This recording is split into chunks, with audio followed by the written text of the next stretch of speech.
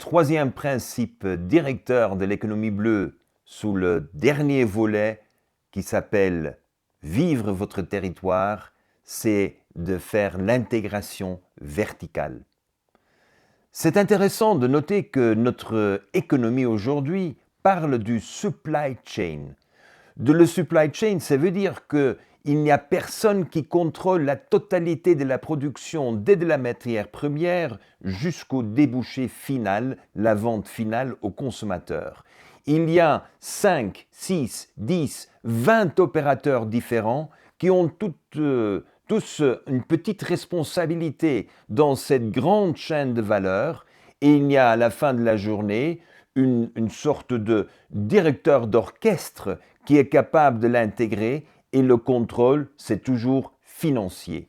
Eh bien, moi, comme auteur de l'économie bleue, dès le début et dans toutes les initiatives que j'ai proposées, j'ai refusé de parceller toute cette création de valeur où on va exprimer au maximum possible tous les fournisseurs afin que l'entreprise centrale puisse dériver le maximum des bénéfices. Ça veut dire que vous êtes obligé de tricher, d'extorsionner, de forcer tout le monde, d'accepter vos conditions afin que vous ayez l'opportunité d'avoir le max de bénéfices dans votre entreprise. Eh bien, c'est impossible d'avoir une économie juste, c'est impossible de payer de bons salaires, c'est impossible d'avoir une belle gestion, une bonne gestion de l'environnement. Eh bien, il est impossible que dans ces conditions, vous payiez les impôts que vous devriez payer, raison pour laquelle vous allez chercher toujours des lieux où il y a des exemptions aux impôts accordés. C'est la raison pour laquelle la majorité des grosses entreprises ne payent plus des impôts, n'ont plus de lieux responsables, leur siège social est presque inexistant. Ils ont tous pris cette option d'éliminer tout le management, tout le middle management et on s'est focalisé sur l'opportunité d'avoir le maximum de bénéfices. Eh bien, la proposition que moi je fais surtout, c'est l'intégration verticale. Si vous êtes dans votre territoire, eh bien, vous prenez soin du début jusqu'à la fin. Prenons le cas de notre ami Somil Shah qui a lancé Energaya au Thaïlande. La production de la spiruline. Eh bien, les grands producteurs de la spiruline se trouvent au Mexique, à Hawaï, et ce sont des productions énormes, des systèmes de grande échelle automatisés où vous ne voyez presque pas de travailleurs. La main-d'œuvre fut éliminée pour 1001 raisons.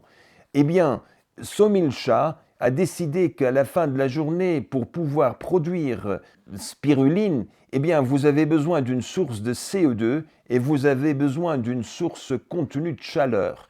Il s'est installé sur le toit du Novotel de Bangkok où il y a un excédent de CO2 et grâce à l'installation de l'air conditionné, il y a un flux permanent d'air chaude. Il produit alors au centre-ville de Bangkok la spiruline et la spiruline est consommée dans l'hôtel même. On produit des smoothies de spiruline pour le petit déjeuner à un prix de 5 € la petite portion. Et il est possible de produire des pâtes pour le midi avec spiruline. On fait même beurre de spiruline. On fait tout un tas de produits qui sont achetés par l'hôtel. Et tout ce qui est un excédent dans la production journalière de spiruline est utilisé pour fournir l'école locale avec une nourriture avec des bénéfices extraordinaires pour la santé des enfants.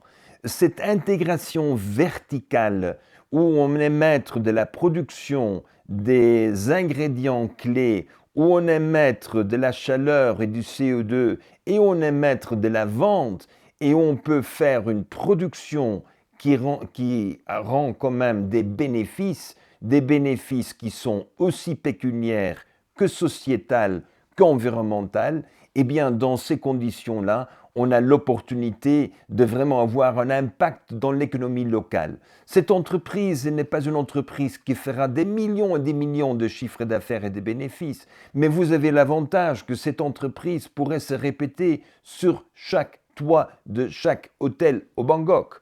Et c'est là où nous trouvons la grande résilience, c'est au lieu d'avoir une grande production avec tous les risques associés, vous avez des dizaines, des centaines de petites productions qui ne sont pas menées à faire un grand produit, un grand dépôt, une grande exportation, mais ils vont tous livrer leurs produits à une clientèle qui est locale.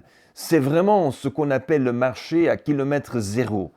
Zéro transportation, zéro emballage, zéro embouteillage, zéro coût de transformation et vous faites le maximum exactement là où vous trouvez vos matières premières et là où vous avez votre main-d'œuvre.